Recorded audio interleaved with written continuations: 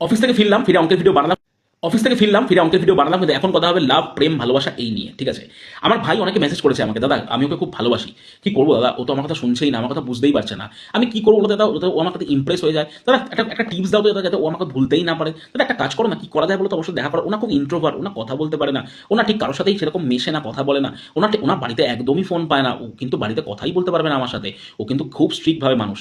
ঠিক আছে, এই সব কটা প্রশ্নের উত্তর আমি তোকে দিচ্ছি, একটা কথা শুনে নে, ভালো করে শুনে নে, ভালো করে বলছি। দাদা হিসাবে বলছি আমার সমস্ত ভাইদের, it's a talk between a man to boy আর বয়েজ টু বয়েজ, যদি কোনো মেয়ে চাই ইগনোর করতে পারে। ঠিক আছে, একটা কথা বলে দিই, ইভলিউশনের পর থেকে না ছেলেরা চেঞ্জ হয়েছে, মেয়েদের কোনো চেঞ্জ আমি দেখিনি এবং মেয়েরা হয়ও নি। ছেলেদের চেঞ্জটা কি হয়েছে, ছেলেরা আগে যুদ্ধ করতে যেত, ঠিক আছে, সকালে বেরোনোর সময় বুঝতে পারতো না যে বেঁচে ফিরবে কি ফিরবে না। আর আজকে ছেলেরা সকাল 4টাতে ঘুমায়, বিকেল 4টাতেও ঘুমায়। তাই ছেলেদের চেঞ্জ হয়েছে, ইভলিউশনের পর থেকে মেয়েদের কোনো চেঞ্জ হয়নি, অ্যাটলিস্ট আমি দেখতে পাইনি। হ্যাঁ, মেয়েরা আগে ঘরে থাকতো, ডিপেন্ডেন্ট ছিল, এখন ইন্ডিপেন্ডেন্ট হয়েছে, আর বেসিক্যালি নেচারে কোনো চেঞ্জ হয়নি। এবার তোদের উত্তরটা আমি দিচ্ছি।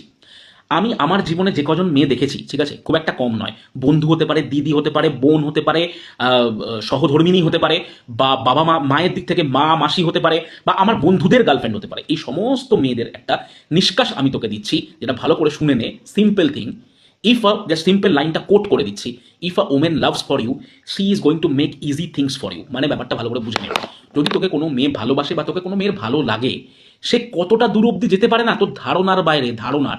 আমি এমন মেয়ে দেখেছি যে বাড়ি থেকে বেরোতে পারবে না, মানে চিন্তার বাইরে, সে ফোন তো দূরের কথা, কিচ্ছু পারবে না, বিভৎস বাড়িতে স্টে। যদি তোকে ভালো লেগেছে, এবার ভালো লাগাটা মেয়েদের কিন্তু একদিনে আসে না, তোকে দেখলে ভালো লেগে গেলো, এটা মানে খুব, এটা ছেলেদের হয়, এটা মেয়েদের খুব একটা হয় না। দেখলে ভালো লাগলো, কথা বললো, তারপরে ভালো লাগে, ঠিক আছে। মেয়েদের ভালো লাগাটা আস্তে আস্তে ডেভেলপ হয়, ছেলেদের ভালো লাগাটা র্যান্ডাম ডেভেলপ হয়, কারণ ছেলেরা লুকসের প্রেমে পড়ে যায় বেশি পরিমাণে, মেয়েরাও পড়ে, অতটা নয়। যাই হোক, যেটা কাজের কথায় যেটাতে আসি, তো যদি তুই আমার কথাটা শুনিস মন দিয়ে, তাহলে আমি তোকে এটাই বলবো, বোকা হোস না। তোকে যদি কোনো মেয়ে বলে যে আমার সময় নেই, আমাকে ছাড়বে না, আমার খুব রিয়েলি অসুবিধা আছে, আমি পারবো না, আমার কাছে একদম ফোন ছিল না, আমাকে তুমি যাই করো আমার পক্ষে সম্ভব না, এগুলোর কথার আন্ডারলাইন উত্তর হচ্ছে ওর তোকে ভালো লাগে না।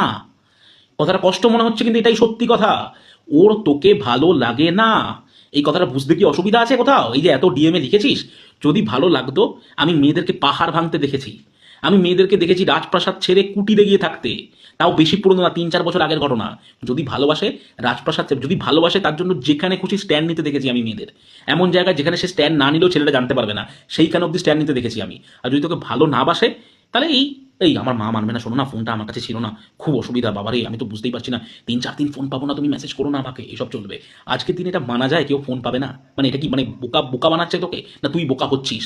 তো এইটা মাথায় রাখ, if a woman loves you, she will make things easy for you, and if a woman doesn't love you, she will make the things very very tough. তখনই তোর ব্যাপারটা আসবে, আমি কি তোমাকে ইমপ্রেস করবো দাদা, আমি তো এটা করি, আমি তো রাত্রেবেলা এটা চলে যাই, আমি তো রাত্রেবেলা ওটাই চলে যাই, এগুলো প্রয়োজন নেই।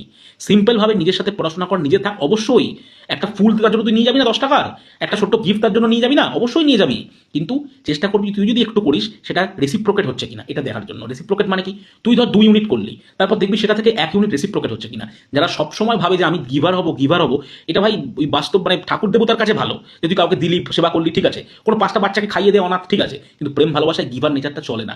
গিভার হতে হবে, but sometime you have to receive the love also, okay. তাই একটা সিম্পল লজিক, সিম্পল সেন্টেন্স আমি তোকে বলে দিই, 1-2 বার কর, আমি বলছি 1-2 বার কর, করে দেখ রেসিপ্রোকেশন আসে কিনা। আর রেসিপ্রোকেশন যদি না আসে, ভাববি তার তোকে ভালো লাগে না, তোকে এফোর্ট দিতে হবে, অবশ্যই ছোটখাটো একটা এফোর্ট দিতে হবে, বাট তোর লেভেল অনুযায়ী তুই এফোর্ট দে। যদি তোর মধ্যে সেই ক্যাপাসিটি থাকে, তোকে যদি তার ভালো লাগে, তোর একটা ফুল যা কাজ করবে, অপরজনের 500-1000 টাকার গোলাপের তোড়া সেই কাজ করতে পারবে না। দাদা হিসেবে কথাটা বললাম, মিলিয়ে দেখে নিস। যেটা বলে দিয়েছি, মানে অনেক কোটি টাকার কথা বলেছি। তুই ভ্যালেন্টাইন্স ডেতে কাউকে একটা গোলাপ দিবি, আর তোকে তোকে মেয়েটা ভালো লাগে, আর অন্য কেউ তাকে একটা 1000 গোলাপ টাকা দিয়ে দিল, মেয়েটার তাকে মিডিয়াম ভালো লাগে না, লাভ হবে না, 1000টা গোলাপের টাকা বেকার গেল। থ্যাংক ইউ তাকে বলবে, থ্যাংক ইউ, তুমি খুব ভালো, তুমি আমার জন্য খুব ভাবো, বাট তোকে আজও তুই যদি একটা গোলাপ দিয়ে থাকে, তোকে যদি একটুও ভালো লেগে থাকে, তো you are winning my man, you are winning.